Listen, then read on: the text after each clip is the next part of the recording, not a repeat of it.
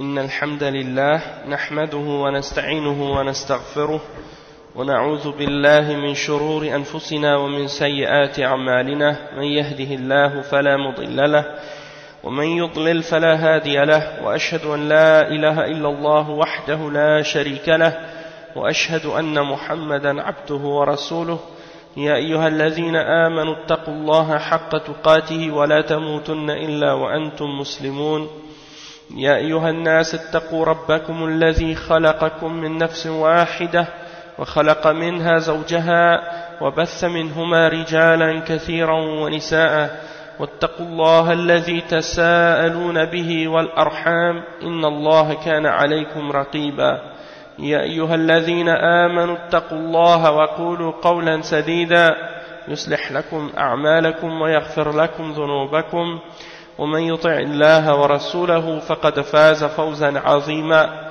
وإن خير الكلام كلام الله وخير الهدي هدي محمد صلى الله عليه وسلم وإن شر الأمور محدثاتها وكل محدثة بدعة وكل بدعة ضلالة وكل ضلالة في النار أما بعد. Donc on continue dans notre dars dans l'explication du hadith de Jibril écrit par le Cheikh Mohammed ibn Salih al-Uthaymin. Et on est arrivé maintenant, on est encore dans le sixième des piliers de l'islam, c'est-à-dire al-Qadar. Et la dernière question qui est posée par rapport au point que le Cheikh veut clarifier, c'est al-Mabhath al-Khamis, le cinquième point, la cinquième étude. Hal al-insan musayyar am mukhayyar? C'est-à-dire, est-ce que l'être humain, il est contraint dans ses actions ou bien il est libre dans ses actions? Ça c'est la question. Maintenant, on va lire ce que le cheikh a dit à ce sujet. Le cheikh dit شاعت كلمة بين الناس في هذا الزمان المتأخر وهي قوله هل الإنسان مسير أم مخير؟ الأفعال التي فعلها الإنسان يكون مخيرا، فالإنسان مخير في إمكانه أن يأكل ويشرب، ولهذا بعض الناس إذا سمع أذان الفجر قام إلى الماء ليشرب، ذلك باختياره، وكذلك إذا جاء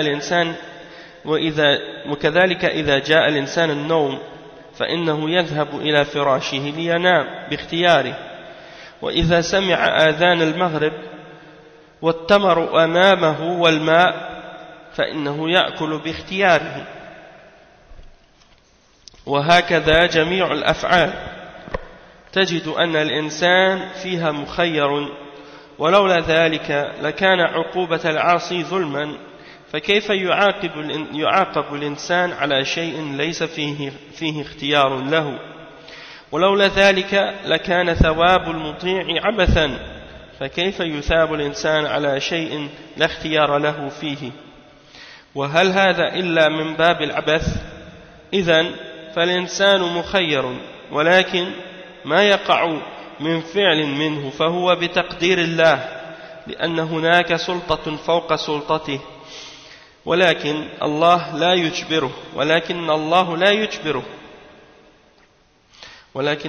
لا يجبره فله الخيار ويفعل باختياره.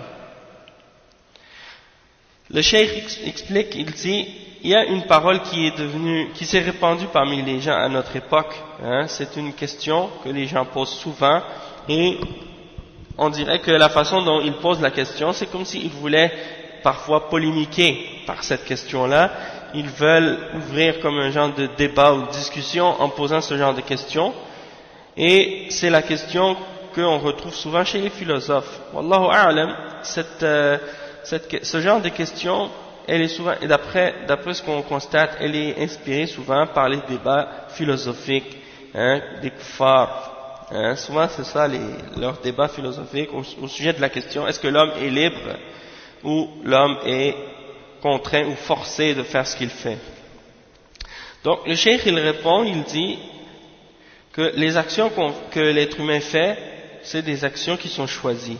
Et c'est des actions qui sont choisies. C'est-à-dire l'être humain, il choisit, qu'est-ce qu'il fait, il a le choix. Donc, si l'être humain il veut manger, il peut manger. Et puis, quand il a envie de boire, il boit. Et c'est pour ça que les gens, lorsque par exemple quelqu'un il va entendre l'adhan de Fajr, il se lève et puis il boit de l'eau. Ça c'est par son choix, son propre choix qu'il fait ça. Et lorsque quelqu'un a envie de dormir, il s'en va sur son lit et puis il dort. Ça c'est par son propre choix. Et lorsqu'il entend l'adhan du Maghrib et que devant lui il y a des dates, eh ben il y a des dates et il y a de l'eau, alors il va manger, il va boire selon son propre choix, selon son, il va faire ça de son propre gré. Donc c'est la même chose pour toutes les actions que l'être humain peut faire. Il a le choix dans ses actions. Sinon, si l'être humain n'avait pas le choix dans ses actions, alors ça voudrait dire que le pécheur devrait être puni injustement. Parce que comment l'être humain pourrait être puni alors qu'il n'a pas le choix dans les actions qu'il fait, Et de même que la récompense serait quelque chose d'insensé, puisque l'obéissance qu'il fait et les bonnes choses qu'ils font ne sont pas faites par lui-même non plus. Alors comment pourrait-il être récompensé pour quelque chose dans lequel il n'a aucun choix, et comment il pourrait être puni de la même chose pour quelque chose qu'il n'a pas choisi, pour des gestes qu'il n'a pas choisi de faire. Donc tout ça ce serait inutile et insensé. Et donc le cheikh il dit, donc l'être humain il a un choix dans ses actions, mais ce choix qu'il fait, il se produit par la prédestination d'Allah subhanahu wa ta'ala, parce que au-dessus de lui il y a un pouvoir, c'est-à-dire au-dessus de l'être humain il y a un pouvoir, et c'est le pouvoir d'Allah subhanahu wa ta'ala. Mais Allah subhanahu wa ta'ala ne le force pas de faire ce qu'il fait. Il a le choix d'agir selon sa volonté et selon son choix à lui. Le cheikh il dit ensuite: وَلِهَذَا إِذَا وَقَعَ الْفِعْلُ مِنْ غَيْرِ إِرَادَةٍ مِنَ الْإِنسَانِ فَإِنَّهُ لَا يُنْسَبُ إِلَيْهِ. قال تعالى في أصحاب الكهف: ونقلبهم ذات اليمين وذات الشمال.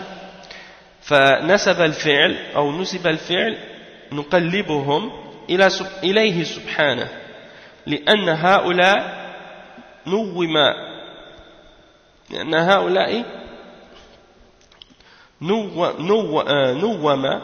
فلا اختيار لهم،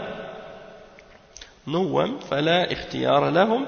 وقال النبي صلى الله عليه وسلم: من نسي وهو صائم فأكل أو شرب فليتم صومه فإنما أطعمه الله وسقاه. فنسب الإطعام والسقي إلى الله لأن الناس ما فعل الشيء باختياره فلم يختر أن يفسد صومه بالأكل والشرب. Donc le cheikh il continue en expliquant, il dit donc, comme on a expliqué, c'est que l'être humain il a un choix dans ses actions, il a un choix dans les actions qu'il fait, et il dit que lorsque un être humain fait une action et qu'il ne le fait pas volontairement, on ne l'attribue pas à lui-même, on l'attribue à Allah subhanahu wa ta'ala. Et il donne l'exemple du verset 18 dans Surat Al-Kahf. Dans le verset 18 dans Surat Al-Kahf, Allah subhanahu wa ta'ala il dit: وَنُقَلِّبُهُمْ ذَاتَ الْيَمِينِ وَذَاتَ الشِّمَالِ. C'est-à-dire on les fait tourner sur leur côté gauche et sur leur côté droit. Les enfants de la caverne, quand ils étaient dans la caverne, ils étaient en train de dormir.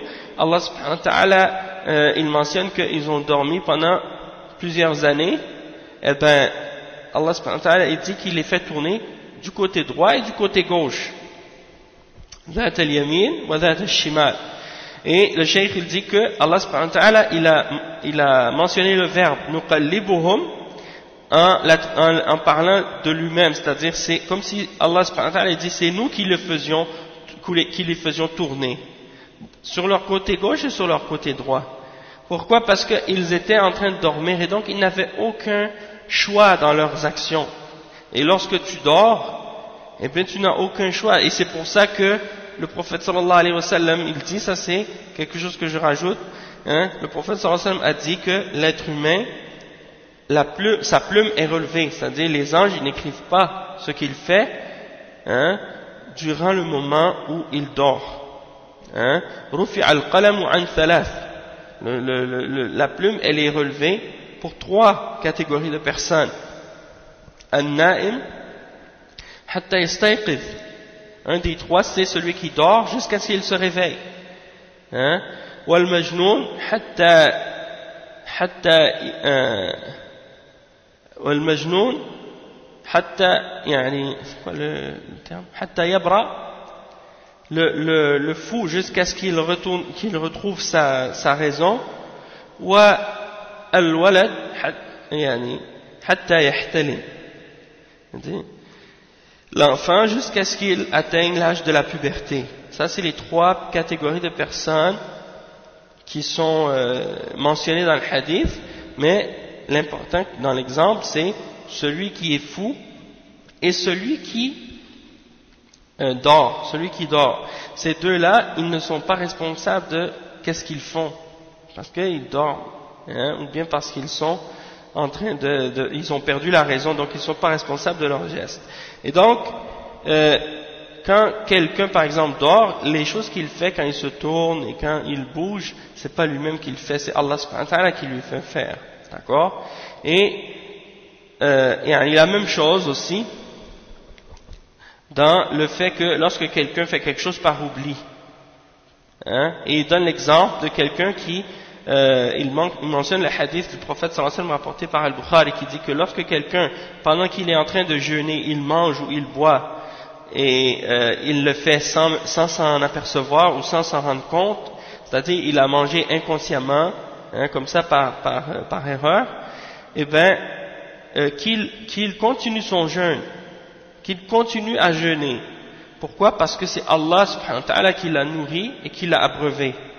On attribue ici dans ce hadith le fait d'être nourri et le fait de manger ou de manger et de boire, on l'attribue à Allah dans le sens que c'est Allah qui a fait boire cet individu-là et c'est Allah qui l'a fait manger. D'accord? C'est lui qui a fait que cet être humain-là a fait ces actions-là, puisque la personne ne l'a pas fait volontairement, elle l'a fait par oubli, hein? Elle l'a fait par erreur, elle n'a pas choisi volontairement de rendre son jeûne nul. D'accord? Donc ça c'est un exemple. Et la même chose comme on a expliqué souvent dans d'autres contextes, comme par exemple dans le livre Kitab al-Tawhid par exemple, on a donné des cours pour expliquer, par exemple, qu'on ne doit pas insulter le vent, ou qu'on ne doit pas insulter, c'était quoi encore? Bab ma ja'a fi sabr rih, et on a expliqué aussi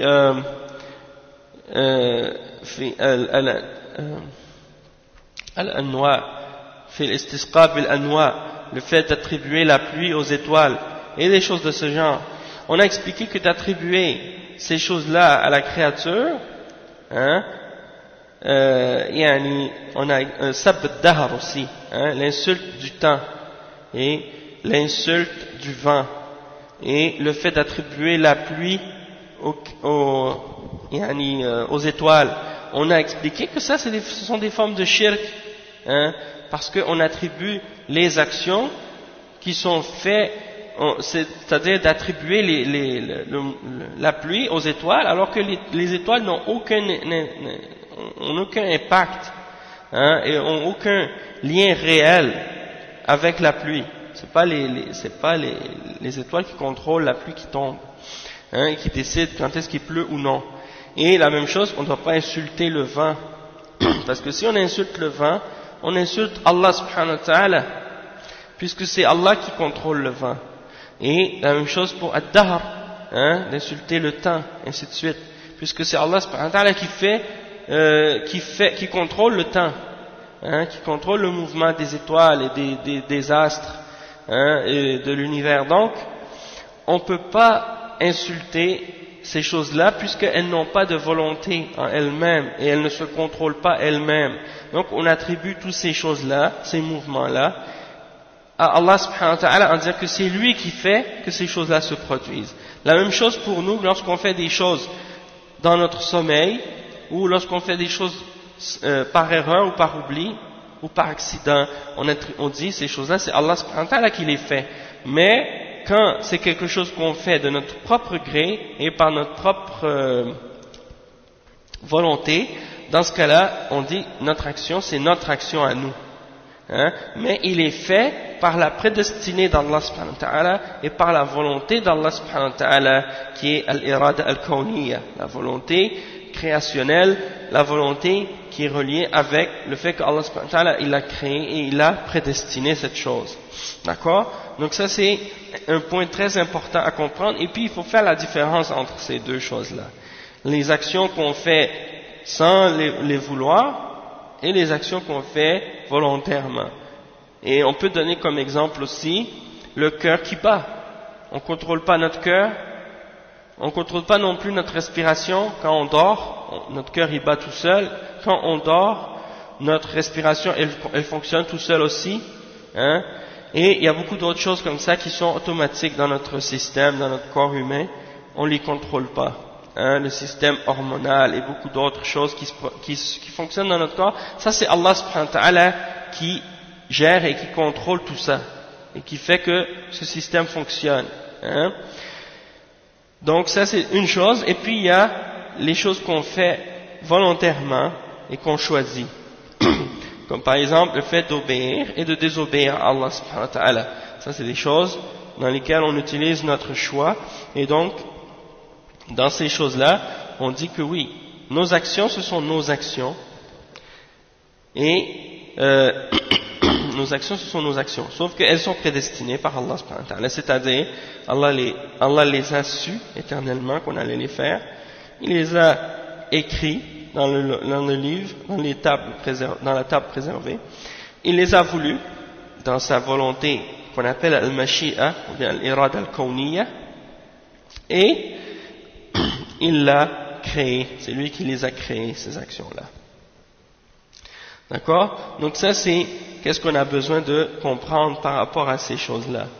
Le cheikh il dit, الحاصل أن هذه العبارة لم أرها في كتب المتقدمين من السلف من الصحابة والتابعين وتابعيهم ولا في كلام الأئمة ولا في كلام شيخ الإسلام ابن تيمية أم ابن القيم أو غيرهم ممن يتكلمون، ولكن حدثت هذه أخيرا وبدأوا يطنطنون بها. هل الإنسان مسير أم مخير؟ هل الإنسان مسير أم مخير؟ نحن نعلم أننا نفعل الأشياء باختيارنا وإرادتنا ولا نشعر أبدا أن أحدا يكرهنا عليها ويسوقنا إليها سوقا، بل نحن الذين نريد أن نفعل فنفعل ونريد أن نترك فنترك. Donc les gens de bid'a, parmi les gens de bid'a, il y a les deux extrêmes qu'on a expliqués dans les autres cours. Ça c'est un autre point que je rajoute encore une fois. Il y a les Jabriya qui croient ou qui disent qu'on ne doit pas attribuer aucune de nos actions à nous-mêmes. C'est Allah subhanahu wa ta'ala qui fait toutes nos actions, selon ce qu'ils disent eux. Et donc, on n'est pas libre et on n'a aucune volonté dans ce qu'on fait. Tout ce qu'on fait, on est comme une plume dans le vent. Et donc, ils ne font pas de distinction entre les choses qu'on fait inconsciemment ou involontairement et les choses qu'on choisit. Pour eux, c'est pareil entre les deux. La lune qui suit son ordre, et le soleil et les créatures qui sont dans la création, pour eux c'est la même chose comme les roches et les pierres ou le vent, eh ben pour eux c'est l'être humain il est pareil comme ça, hein, il n'y a pas de différence. Donc ils disent l'être humain il n'a pas de volonté, il n'a pas de puissance et les actions qu'on fait doivent être attribuées à Allah subhanahu wa ta'ala, hein, c'est Allah qui les fait, et si on les attribue à une créature, à un être humain, eh ben c'est dans le sens que c'est symbolique, symboliquement et pas réellement, hein, ça c'est les Jabriya, c'est les Jabriya. Et il y a de l'autre extrême les Qadariya, hein, qui disent que non, l'être humain, les actions qu'il fait, c'est indépendamment d'Allah subhanahu wa ta'ala et indépendamment de la prédestination. Il décide lui-même et il fait lui-même ses actions et il les crée lui-même. Hein? C'est pas Allah subhanahu wa ta'ala qui a prédestiné ce qu'il fait. Et donc, ça c'est les deux extrêmes sur cette question-là. Donc quand, il y a d'autres ulama qui ont expliqué, quand on pose la question, est-ce que l'être humain il a le choix ou bien il est contraint ou il est forcé de faire ce qu'il fait?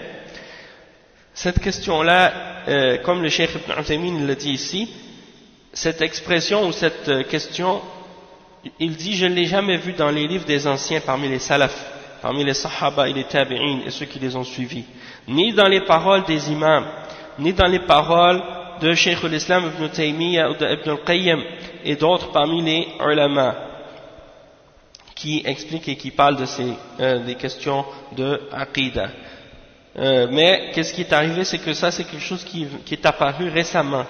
Les gens ont commencé à parler de cette question. Est-ce que l'être humain il a le choix ou est-ce qu'il est contraint, est-ce qu'il a une liberté ou non, ainsi de suite.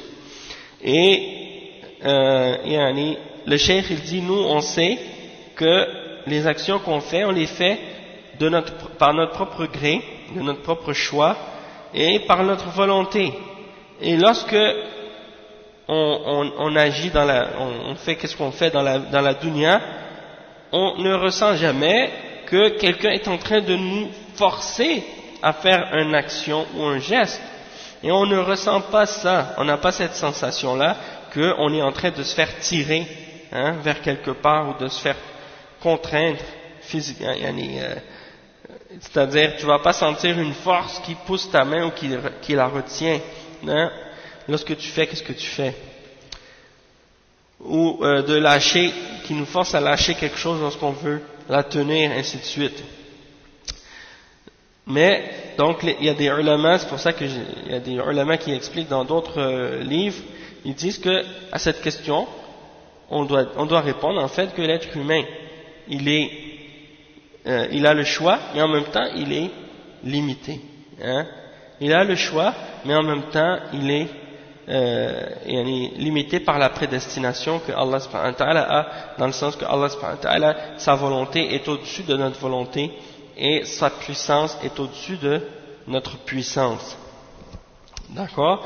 Et le cheikh il dit ولكن كما أسلفنا أولا في مراتب القدر فإن فعلنا ناشئ عن إرادة جازمة وقدرة تامة وهذان الوصفان في أنفسنا وأنفسنا مخلوقة لله وخالق الأصل خالق الفرع. Donc le cheikh explique pour terminer ce point, il dit, comme on a expliqué premièrement, les degrés de la prédestination, dans les 4 degrés de la prédestination qu'on a expliqué précédemment, nos actions, ils sont à la base faits par une volonté ferme et par une capacité complète. Lorsqu'on veut faire quelque chose, il faut premièrement avoir une volonté complète, une volonté qui est déterminée de vouloir faire quelque chose, et deuxièmement par une force qui est complète. Ces deux caractéristiques-là sont en nous-mêmes. Notre volonté et notre capacité, c'est deux choses, deux caractéristiques, deux attributs qui sont en nous-mêmes. Et nos personnes, nos êtres, notre personne, elle est créée par Allah. Et de même que les attributs qu'on possède sont créés par Allah subhanahu wa ta'ala. Parce que celui qui a créé notre corps, notre personne, notre âme, eh bien, il a aussi créé ses attributs, c'est-à-dire les attributs de cet être-là, c'est-à-dire sa volonté. Allah a créé notre volonté et il a créé notre capacité. Et donc, dans ce sens-là, on dit que nos actions sont créées par Allah subhanahu wa ta'ala. D'accord? Donc ça, c'est ce qui vient conclure la question par rapport à la prédestination. Maintenant, il y a quelques bienfaits qu'on peut retirer du fait qu'on a cru en al-qada wal-qadar, et le cheikh il les mentionne. Il dit fawaidul iman bil qada wal qadar, les bienfaits d'avoir la foi en la prédestination et en le décret divin. Al-iman bil qada wal qadar lahu fawaid. أولا تكميل الإيمان بالله فإن القدر قدر الله فالإيمان به من تمام الإيمان بالله عز وجل. Premièrement, parmi les bienfaits de la foi en la prédestination et en le décret d'Allah subhanahu wa ta'ala, premièrement, c'est de compléter notre foi en Allah subhanahu wa ta'ala, parce que la prédestination, c'est la prédestination d'Allah subhanahu wa ta'ala, et le pouvoir d'Allah subhanahu wa ta'ala. Donc, de croire en la prédestination, ça fait partie de compléter notre foi en Allah subhanahu wa ta'ala, puisque de croire en la prédestination, c'est de croire que Allah subhanahu wa ta'ala, il est tout puissant et il est maître de toutes choses, et c'est lui qui contrôle tout ce qui se produit dans la création, et rien ne peut sortir de sa puissance et de sa volonté. ثانيا استكمال أركان الإيمان. Aussi, ça fait partie de la science d'Allah subhanahu wa ta'ala, parce que Allah subhanahu wa ta'ala, il connaît tout ce qui se passe dans l'univers, il le connaît éternellement. Donc ça fait aussi partie des degrés de al-qadar. Donc de compléter notre foi en al-qadar, ça complète notre croyance en Allah subhanahu wa ta'ala. Donc ثانيا استكمال لأركان الإيمان لأن النبي صلى الله عليه وسلم ذكره ضمن الإيمان في حديث جبريل. Il dit le deuxième point, le deuxième bienfait de croire en al-qadar, c'est qu'on complète nos piliers de la foi, comme le prophète sallallahu alayhi wa sallam l'a mentionné en parlant du hadith de Jibril. Il dit que la foi, c'est de croire en 6 piliers, en 6 points, et il a mentionné le qadar parmi ces points-là. ثالثا أن الإنسان يبقى مطمئنا لأنه إذا علم أن هذا من الله رضي واطمأن وعرف أن ما أصابه لم يكن ليخطئه وما أخطأه لم يكن ليصيبه وقد قلنا إنه لا يمكن أن يغير الشيء عما وقع أبدا فلا تحاول ولا تفكر ولا تقل لو فالذي وقع لا يمكن أن يتغير أو يتحول. Le cheikh il dit troisièmement, l'être humain il va rester en paix et en sérénité, parce qu'il sait que ça vient d'Allah subhanahu wa ta'ala, et donc il va être en paix dans son cœur, et il va savoir que ce qui l'a atteint, ça ne pouvait pas le manquer, et ce qui l'a manqué, ça ne pouvait pas l'atteindre. C'est pas par hasard, tout a été prédestiné. Peut-être que parfois pour nous, on peut avoir l'impression que c'est une coïncidence.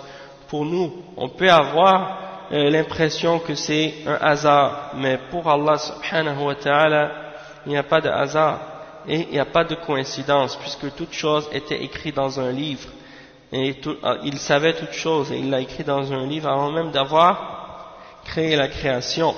Donc pour Allah, il n'y a pas de coïncidence, il n'y a pas de hasard. Donc le cheikh il dit وقد قلنا إنه لا يمكن أن يغير الشيء عما وقع أبدا فلا تحاول ولا تفكر. Il dit c'est pas possible de changer quoi que ce soit de ce qui a été prédestiné par rapport à ce qui s'est produit. Donc lorsque quelque chose s'est produit, l'accident s'est produit ou quelque chose est arrivé, il n'y a rien que tu pouvais faire il n'y a rien que tu peux faire qui peut changer cette chose-là. Alors, essaie pas de penser et commencer à réfléchir ou à t'imaginer, hein, commencer à dire, oh, mais si j'avais pas fait ça, ou si j'avais fait ça, hein, ça c'est, comme le prophète sallallahu alayhi wa sallam l'a dit, ça c'est la porte du shaitan. Lorsque quelque chose s'est produit, lorsque quelque chose est arrivé, tu peux pas le changer. Ça peut pas changer. D'accord? C'est-à-dire, c'est produit, ça s'est produit. Et le fait de te mettre en colère, ou de crier, ou de t'énerver, ou de commencer à pleurer, ou à déchirer tes vêtements, ou à t'arracher les cheveux, ou à détruire tout ce que tu possèdes dans ta maison, hein, ou peu importe qu'est-ce que tu peux faire comme réaction, hein, commencer à dire ah mais si j'avais pas fait ça, mais si j'avais fait ça, ça va rien changer, donc ça sert à rien. Hein? Donc soumets-toi à Allah et crois en sa prédestinée. Et tu sais jamais, comme Allah subhanahu wa ta'ala il dit, وَمَنْ يُؤْمِنْ بِاللَّهِ يَهْدِ قَلْبَهُ. Celui qui croit en Allah et qui sait que ces choses-là qui l'ont atteint sont prédestinées d'Allah subhanahu wa ta'ala, eh bien Allah lui guide son cœur. Hein? مَا أَصَابَ مِن مُصِيبَةٍ إِلَّا بِإِذْنِ اللَّهِ وَمَنْ يُؤْمِنْ بِاللَّهِ يَهْدِ قَلْبَهُ. Il n'y a pas de malheur qui vous atteint excepté par la permission d'Allah. Et celui qui croit en Allah, Allah guide son cœur. Donc mettez votre confiance en Allah subhanahu wa ta'ala lorsque des choses vous arrivent comme ça, et vous allez voir, Allah va vous donner du bien, hein? Il va vous remplacer cette chose que vous avez perdue par quelque chose de mieux, hein? Donc ça c'est très important. رابعا, quatrièmement, أن هذا من تمام الإيمان بربوبية الله، وهذا يشبه الفائدة الأولى، لأن الإنسان إذا رضي بالله ربا استسلم لقضائه وقدره واطمأن إليه. Quatrièmement, ça complète également sa foi en Ar-Rububiyya, le fait que Allah a Ar-Rububiyya, il a la souveraineté sur toute sa création. Et ça ressemble au premier bienfait qu'on a mentionné. Parce que l'être humain, lorsqu'il est satisfait d'Allah comme son Seigneur, il se soumet à son décret et à sa prédestination, et il est en paix et en sérénité par rapport à ça. خامسا أن الإيمان بالقدر على وجه الحقيقة يكشف للإنسان حكمة الله عز وجل فيما يقدره من خير أو شر، ويعرف به أن وراء تفكيره وتخيلاته من هو أعظم وأعلم، ولهذا كثيرا ما نفعل الشيء أو كثيرا ما يقع الشيء فنكرهه وهو خير لنا، وأحيانا يشاهد الإنسان رأي العين أن الله يعسر عليه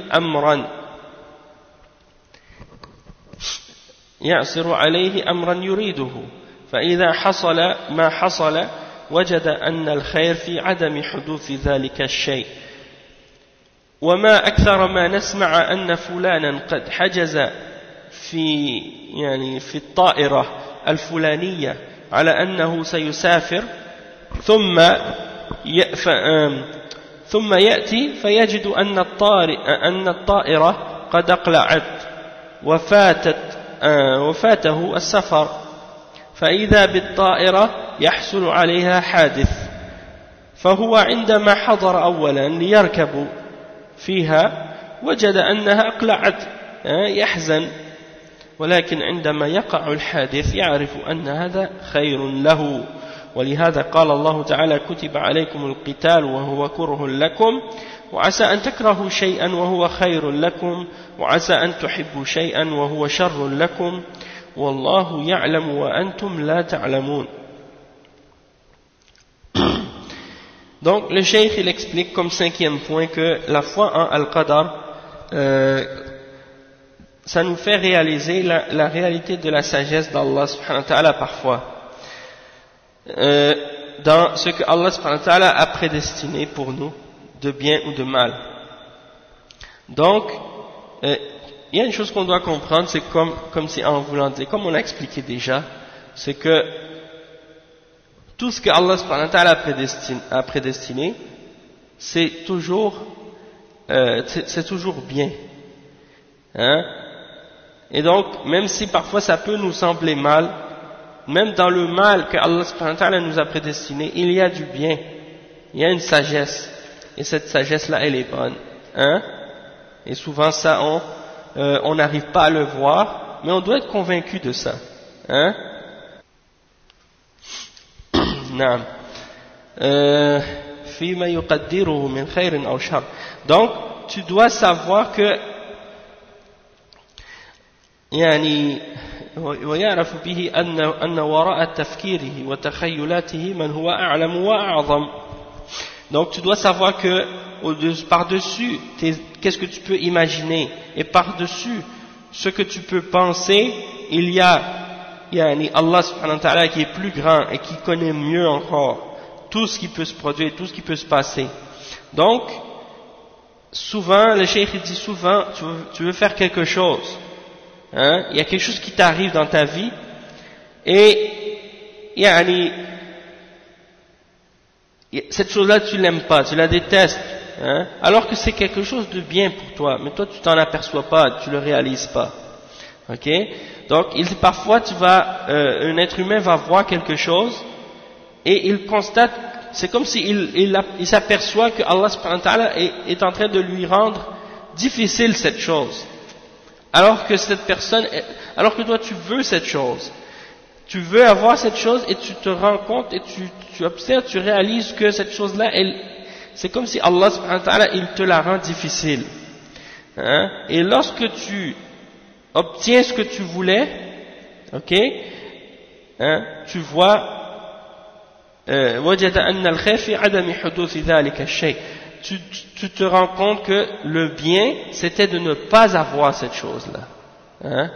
Donc toi tu voulais cette chose, pendant longtemps tu cherchais à obtenir cette chose, et tu vois que Allah subhanahu wa ta'ala, il te la rendait difficile. Hein? Et puis, lorsque tu l'obtiens, tu dis, maintenant je comprends pourquoi Allah subhanahu wa ta'ala, il me la rendait difficile. Parce que tu réalises que cette chose-là, c'était mieux de ne pas l'avoir. Ok? Et il donne un autre exemple. Combien de fois on entend, par exemple, de la part d'une personne qui a pris une réservation pour un vol, hein? Il veut partir prendre l'avion. Et il arrive, il part pour aller à l'aéroport, il arrive à l'aéroport, il a manqué son vol, l'avion est déjà parti. Alors il est tellement triste, hein, il est triste, il ressent beaucoup de tristesse, puis il se fâche même parfois, il dit mais j'ai manqué mon avion. Donc ça c'est au début, il est triste. Puis qu'est-ce qui arrive? Il retourne chez lui, hein, et puis quelques heures plus tard, il ouvre la télévision, ou bien il ouvre la radio, hein, il entend, hein, à sa surprise que l'avion qu'il a manqué, elle s'est écrasée. Hein. Donc sur le coup, cette personne, elle était fâchée, hein, elle était triste d'avoir manqué son vol, parce que peut-être qu'elle avait une affaire importante à aller régler, ou peut-être qu'elle allait rejoindre des amis, ou de la famille, ou des choses de ce genre. Et donc, elle tenait vraiment à arriver à temps, et à profiter de ce vol. Puis quand il apprend que l'avion s'est écrasé, hein, eh bien, tout d'un coup, il se sent soulagé. Et il remercie Allah subhanahu wa ta'ala du fait d'avoir manqué cet avion. Hein. Donc, il croyait que c'était un mal pour lui d'avoir manqué l'avion, puis après il réalise qu'en fait, non, c'était un bien pour lui. Hein. Après, le cheikh, il mentionne le verset 216 dans Surat Al-Baqarah. Dans ce verset, Allah subhanahu wa ta'ala, il dit, on vous a prescrit le combat alors que c'est quelque chose que vous n'aimez pas, hein, c'est quelque chose qui vous déplaît.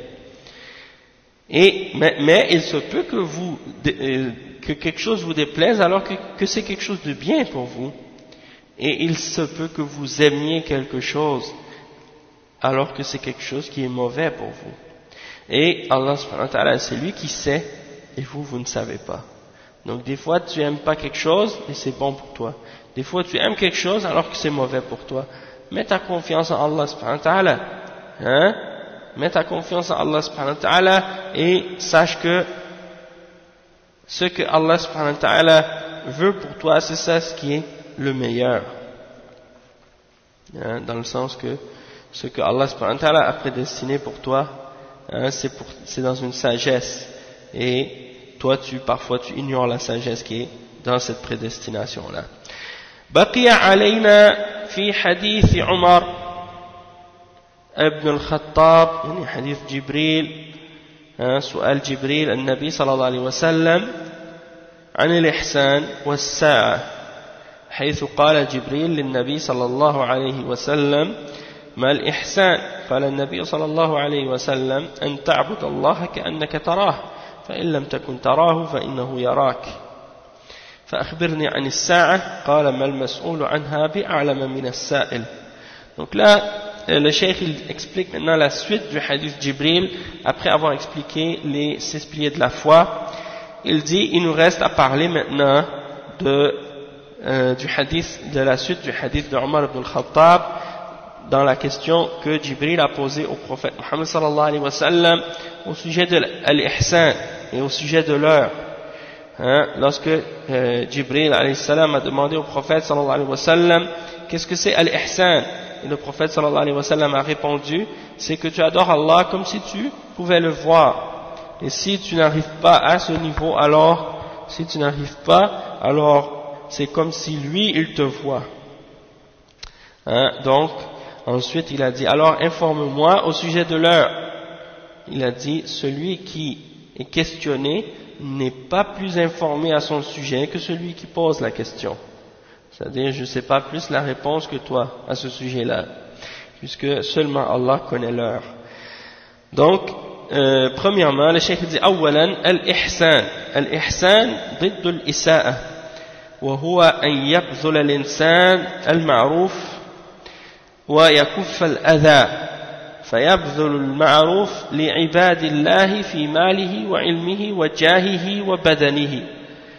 فأما المال فأن ينفق ويتصدق ويزكي، وأفضل أنواع الإحسان بالمال الزكاة، لأن الزكاة أحد أركان الإسلام ومبانيه العظام، ولا يتم إسلام المرء إلا بها، وهي أحب النفقات إلى الله عز وجل. ويلي ذلك ما يجب على الإنسان من نفقة لزوجته وأمه وأبيه وذريته وإخوانه وبني إخوته وأخواته وأعمامه وعماته وخالاته إلى آخر هذا. ثم الصدقة على المساكين وغيرهم ممن هم أهل للصدقة كطلاب العلم مثلا. أما بذل المعروف في الجاه فهو أن الناس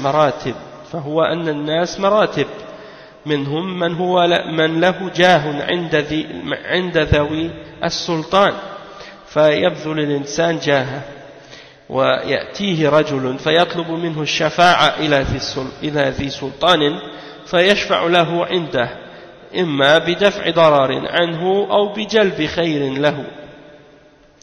Le cheikh il explique que al-ihsan premièrement, on va parler de al-ihsan, et al-ihsan c'est le bien, et c'est de faire le bien aux gens, c'est le contraire de leur nuire ou de leur faire du tort ou de leur faire du mal, et c'est que l'être humain il dépense dans le bien qu'il possède c'est-à-dire il essaie le plus possible de faire le bien autour de lui et de stopper la nuisance et de ne pas faire du tort aux autres.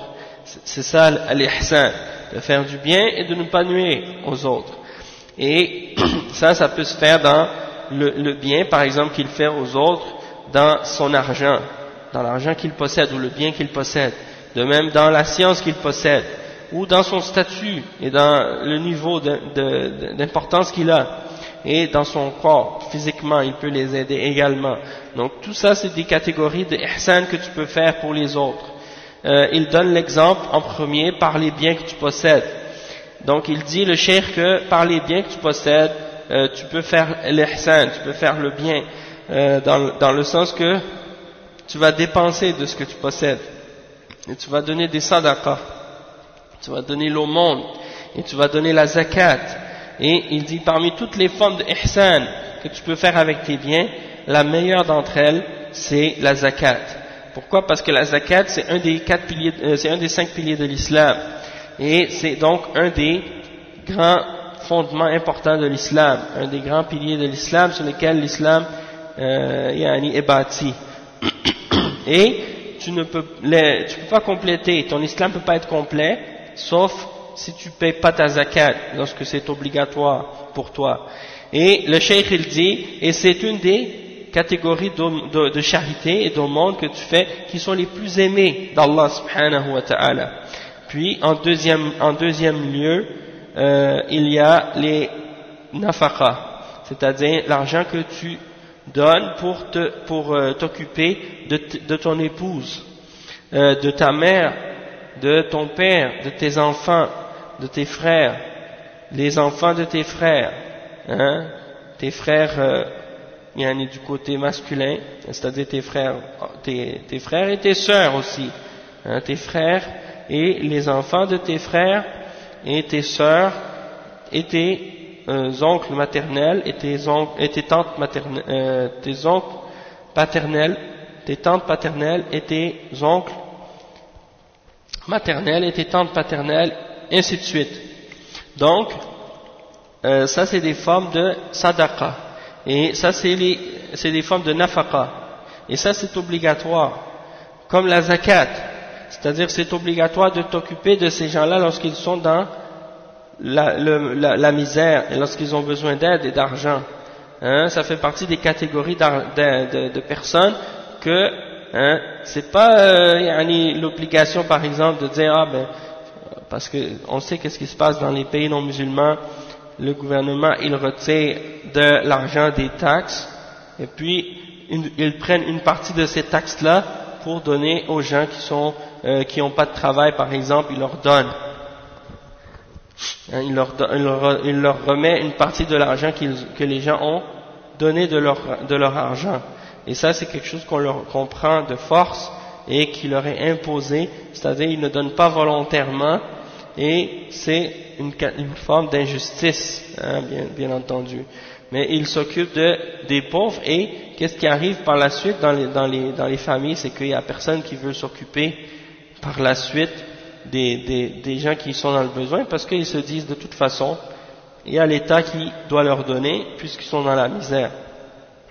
Donc, les gens ne s'aident plus entre proches et entre familles. Mais quand vous allez dans les pays musulmans aujourd'hui, vous trouvez qu'il n'y a pas ces genres d'aide. Donc, alhamdulillah, les musulmans ont encore gardé, bien entendu, c'est pas tout le monde, mais alhamdulillah, les bons croyants, les bons musulmans, ils ont gardé le principe de s'entraider et de s'occuper de nos proches, ainsi de suite. Et c'est pour ça que vous voyez même parfois des gens qui vivent ici en Occident et qui s'occupent de familles entières, c'est-à-dire que chaque semaine ou chaque mois, ils envoient une somme d'argent à des membres de leur famille dans leur pays, et ils font vivre des familles entières par l'argent qu'ils leur envoient. Ça, c'est des exemples de al-ihsan que les gens ont envers leurs proches. D'accord? Donc, ça, c'est quelque chose qui est obligatoire par rapport à ces catégories-là qu'on a mentionnées.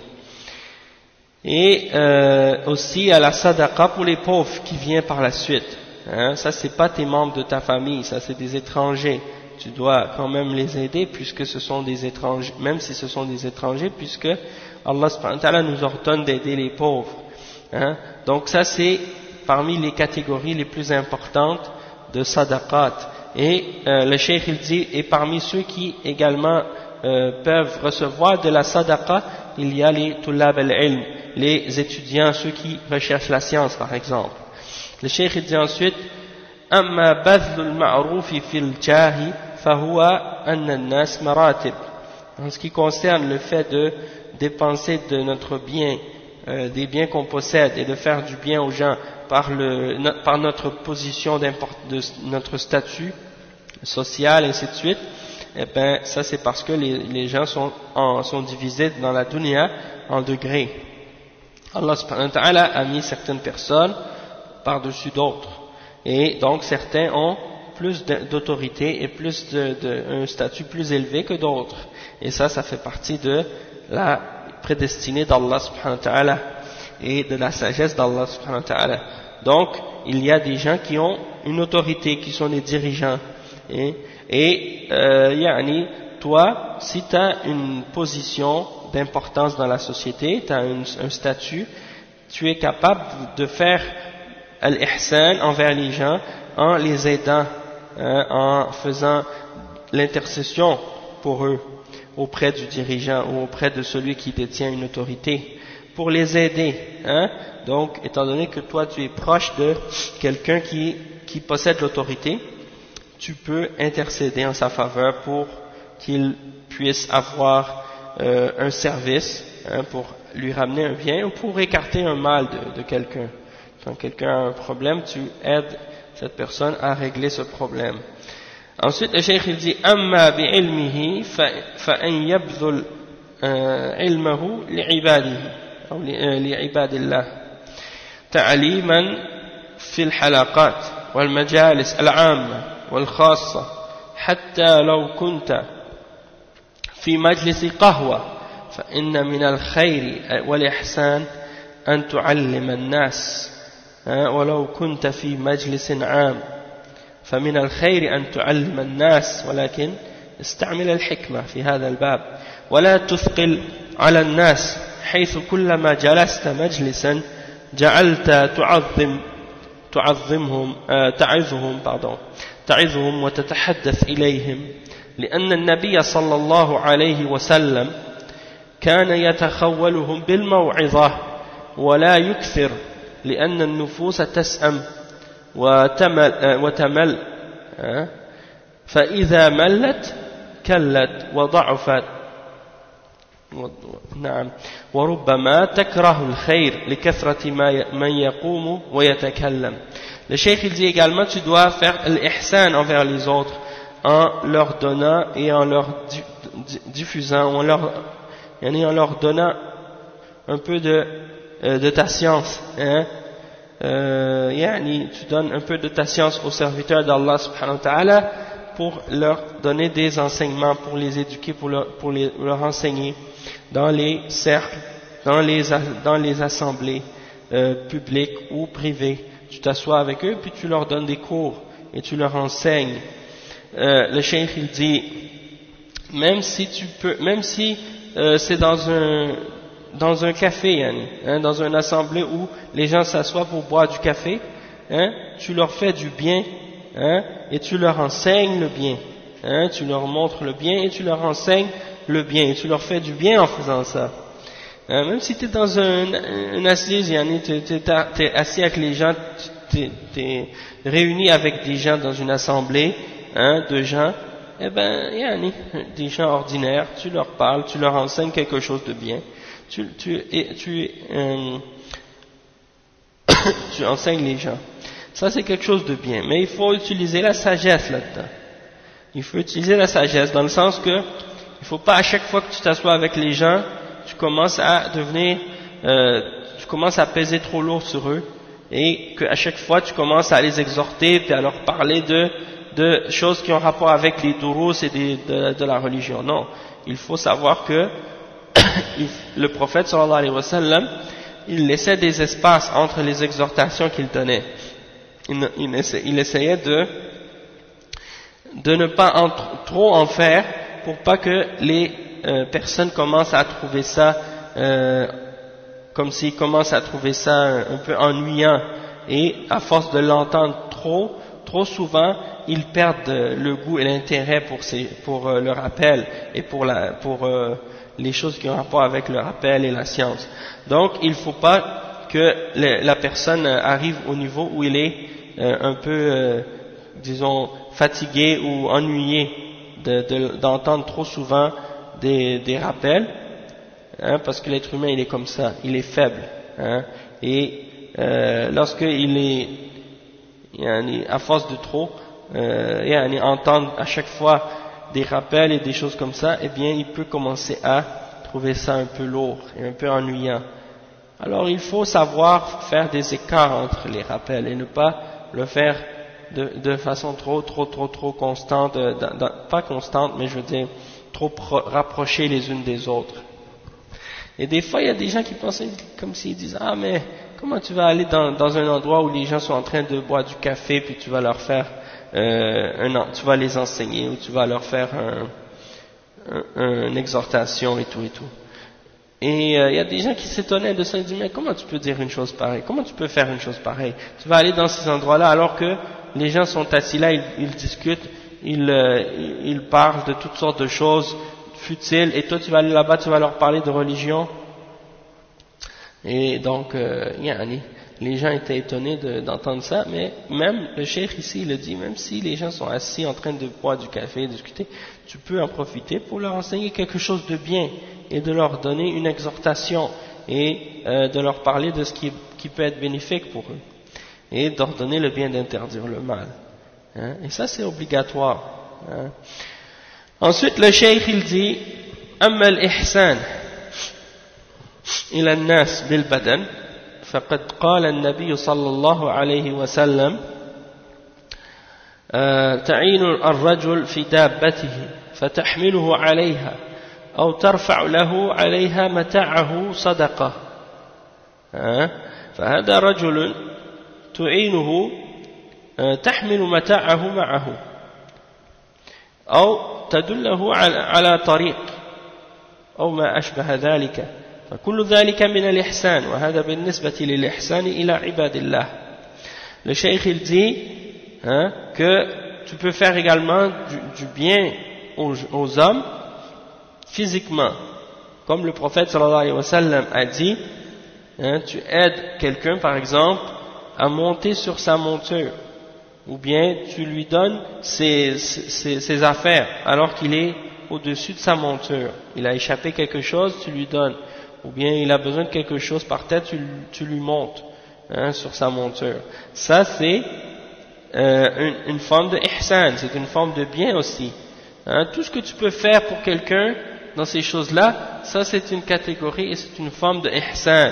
Peut-être quelqu'un a déménagé, il va habiter quelque part, tu l'aides là-dedans, ça c'est une forme d'ihsan. Tu montres à quelqu'un le chemin, quelqu'un qui est un voyageur qui est perdu sur la route, tu lui montres la bonne direction, ça c'est une forme d'ihsan aussi. Et le prophète sallallahu alayhi wa sallam a dit, tout ça ça fait partie de as-sadaqa, tout ça ça rentre dans as-sadaqa, donc c'est une forme d'ihsan. Et le cheikh il dit amma bin nisbati lil ihsani ila ibadati fi ibadati Allah fa an ta'budu Allah ka'annaka tarah كما قال النبي صلى الله عليه وسلم وهذه العبادة أي عبادة الإنسان ربه كأنه يراه عبادة طلب وشوق وعبادة الطلب والشوق يجد الإنسان من نفسه حثا عليها لأنه يطلب هذا الذي يحبه فهو يعبده كأنه يراه فيقصده وينيب إليه ويتقرب إليه سبحانه وتعالى فإن لم تكن تراه فإنه يراك وهذه عبادة الهرب والخوف ولهذا كانت هذه المرتبة ثانية في الإحسان إذا لم تكن تعبد الله عز وجل كأنك تراه وتطلبه تحت النفس للوصول إليه فعبده كأنه هو الذي يراك فاعبده كأنه هو الذي يراك. J'avais bien lu la première fois. فاعبده كأنه هو الذي يراك فتعبده عبادة خائف منه وهارب من عذابه وعقابه وهذه الدرجة عند أهل العبادة أدنى من الدرجة الأولى. Le cheikh il explique ici que en ce qui concerne l'adoration d'Allah subhanahu wa ta'ala et d'avoir de l'ihsan dans l'adoration d'Allah subhanahu wa ta'ala, ça signifie d'adorer Allah subhanahu wa ta'ala comme si tu le voyais. Et c'est comme si il dit, comme le prophète sallallahu alayhi wa sallam il le dit dans ce hadith, hein, comme c'est d'adorer Allah comme si tu le voyais. Et ça c'est une adoration. Donc les exemples qu'on a donnés tout à l'heure, c'est des exemples d'ihsan envers les créatures. Maintenant on parle de l'ihsan par rapport à Allah subhanahu wa ta'ala.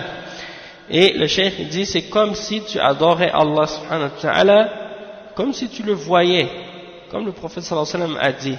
Parce que ça c'est une forme d'adoration quand tu adores Allah subhanahu wa ta'ala comme si tu le voyais, ça veut dire c'est une adoration que tu recherches et c'est une adoration que tu désires, hein, et tu as un amour pour cette adoration là, tu veux la rechercher, tu veux te rapprocher d'Allah subhanahu wa ta'ala. Ça tu la retrouves en toi-même lorsque tu as envie, hein, d'adorer Allah subhanahu wa ta'ala et tu sens le plaisir de vouloir te rapprocher vers lui et de l'adorer, et tu le fais parce que tu aimes cette adoration là, hein, et tu aimes te rapprocher d'Allah subhanahu wa ta'ala, tu le ressens en toi-même, tu le recherches, tu te retournes vers Allah subhanahu wa ta'ala, hein, tu te rapproches d'Allah subhanahu wa ta'ala, tu le ressens en toi. Ça, tu ressens en toi cet amour pour l'adoration d'Allah subhanahu wa ta'ala. Ça c'est comme si tu l'adores, comme si tu le voyais. Et si tu n'es pas capable d'arriver à ce niveau, alors tu l'adores comme si lui il te voyait. C'est-à-dire, tu l'adores comme l'adoration de celui qui a peur et qui fuit. Hein? Et il explique que ça c'est le deuxième degré de ihsan.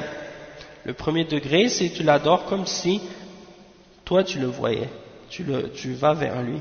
Le deuxième degré c'est tu l'adores parce que tu as peur, tu t'enfuis.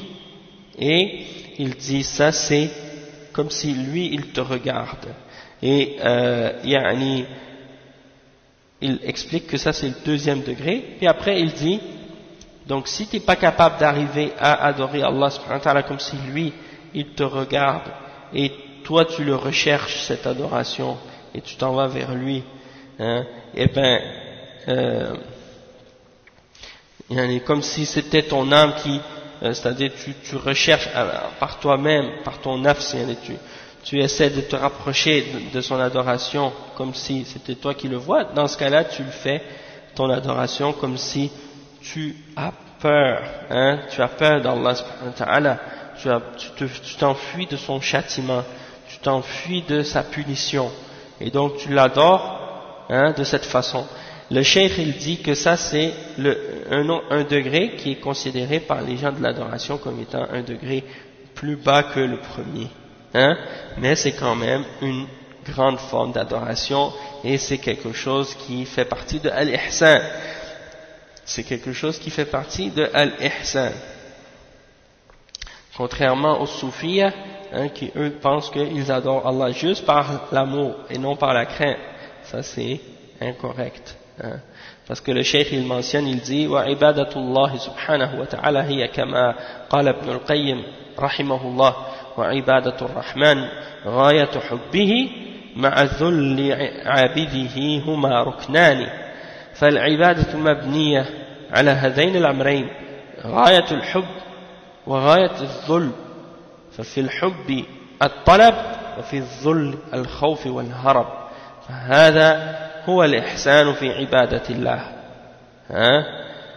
Donc le cheikh il dit que l'adoration, comme l'imam Ibn al-Qayyim al-Jawziyya rahimahullah, il l'a dit dans An-Nuniyya, l'adoration de Ar-Rahman, hein, à la limite c'est l'amour d'Allah subhanahu wa ta'ala, et la limite de l'amour et la limite de l'humilité que tu as envers ton Seigneur, que tu t'humilies devant lui, hein, et tu te fais humble devant lui, hein. Ça c'est les deux piliers de l'adoration, ce sont les deux piliers de l'adoration. Parce que le cheikh il dit l'adoration elle est basée sur deux choses, hein. La limite de l'amour, c'est-à-dire l'amour et l'humilité, la limite de l'humilité. Hein? Et donc, le maximum d'amour, le maximum de l'humilité. Et il explique que donc, dans l'amour, il y a le fait de rechercher cette adoration-là, d'aller vers elle, hein, et de la vouloir, et de vouloir se rapprocher d'Allah subhanahu wa ta'ala et d'aimer ce rapprochement. Et dans az-zul, dans l'humilité, il y a la crainte d'Allah subhanahu wa ta'ala et de son châtiment, et de s'enfuir de ce qu'il nous a interdit. Hein, et donc, ça c'est les deux piliers de l'adoration, et ça rentre dans, qu'est-ce qu'on appelle al-ihsan, dans l'adoration d'Allah subhanahu wa ta'ala.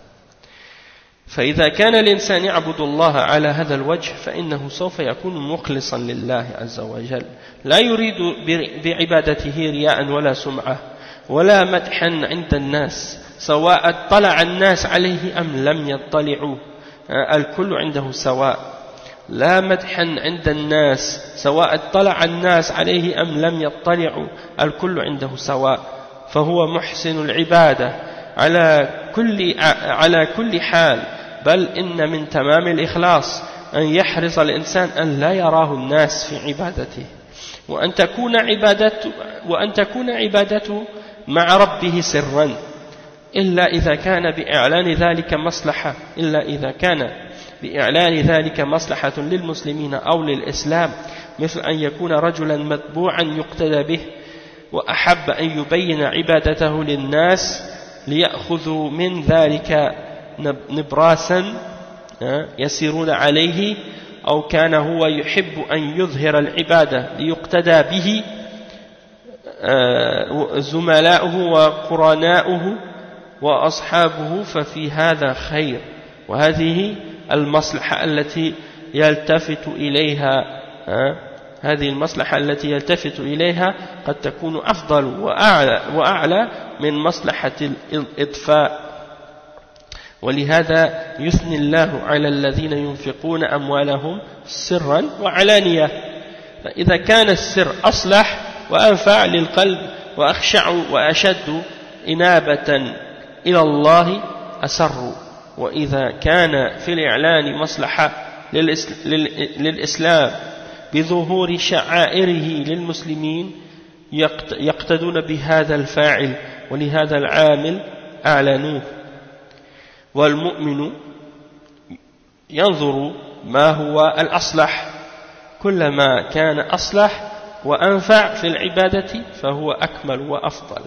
Le cheikh il explique, il dit que l'être humain lorsqu'il adore Allah subhanahu wa ta'ala de cette manière, avec ihsan, soit qu'il adore Allah comme si Allah le regarde, ou bien que lui il regarde Allah subhanahu wa ta'ala quand il adore, dans le sens qu'il est entre l'amour et la crainte, et bien dans ce cas-là son adoration sera pure et sincère pour Allah seul. Dans son adoration il ne veut ni se faire voir ni le faire par ostentation ou bien pour se faire entendre ou pour se faire glorifier par les gens. Pour lui ça lui est égal que les gens voient qu'il est en train de faire du bien ou qu'ils ne le voient pas, qu'il découvre qu'il est en train de faire le bien ou qu'il ne découvre pas. Pour lui tout ça c'est égal, c'est équivalent pour lui.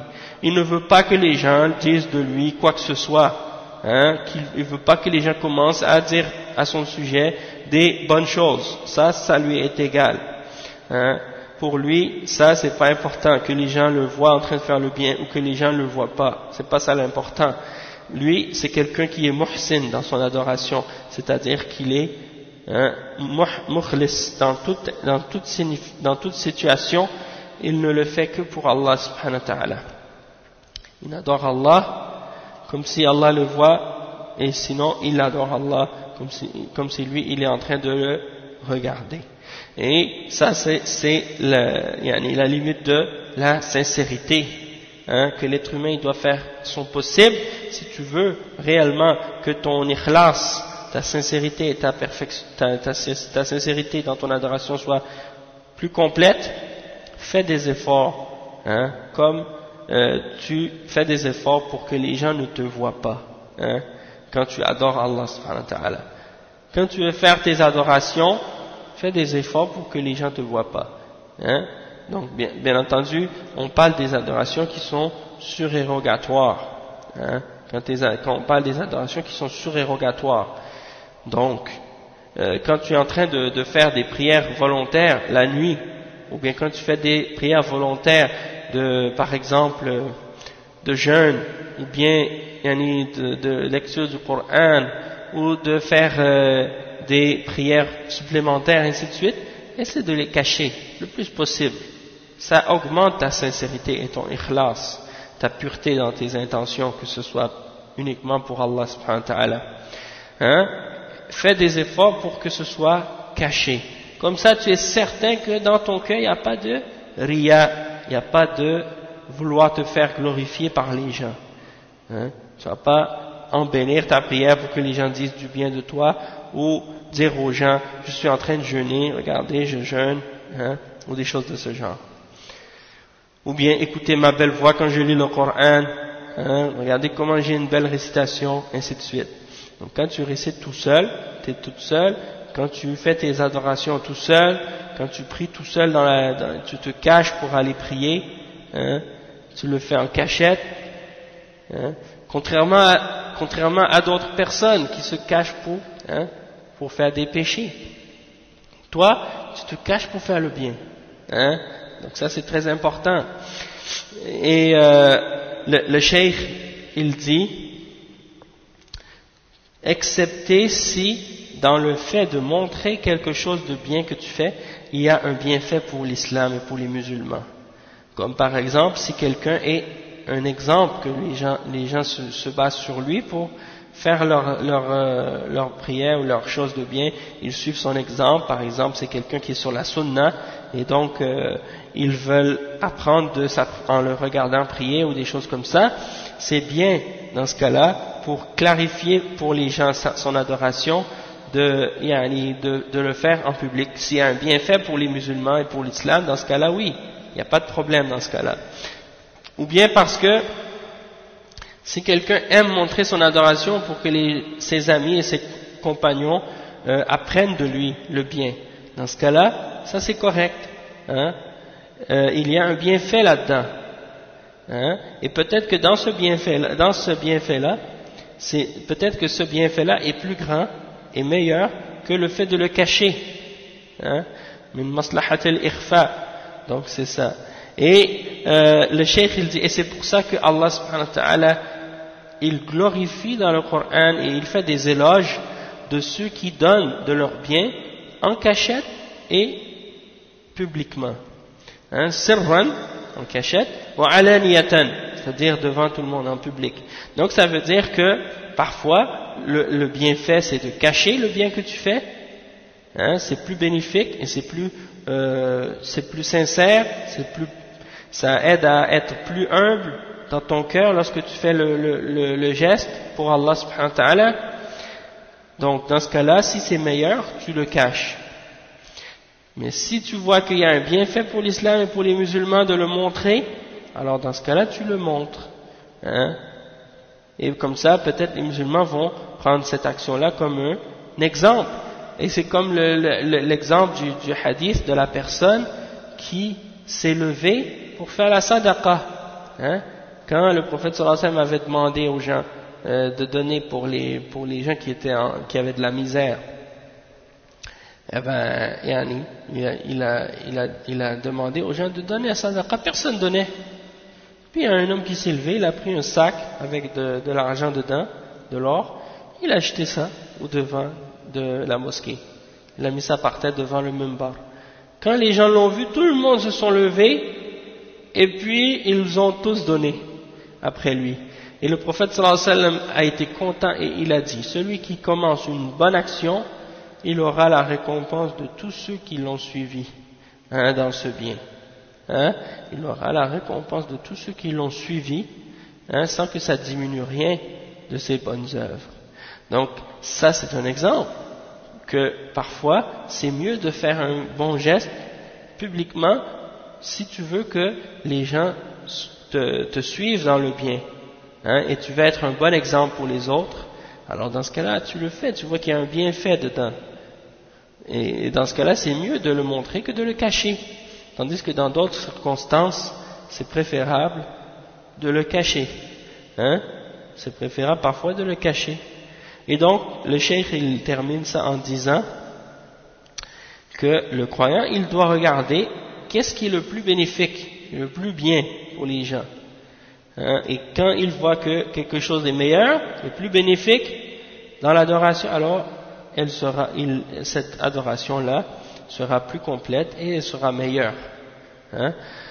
Donc nous, on va s'arrêter ici pour aujourd'hui et au prochain cours, on va terminer le livre. Inch'Allah, c'est les signes de la fin des temps. On va terminer la fin de l'explication de ce hadith au prochain cours, Inch'Allah. سبحانك اللهم وبحمدك أشهد أن لا إله إلا أنت أستغفرك وأتوب إليه وجزاكم الله خيرا والسلام عليكم ورحمة الله وبركاته.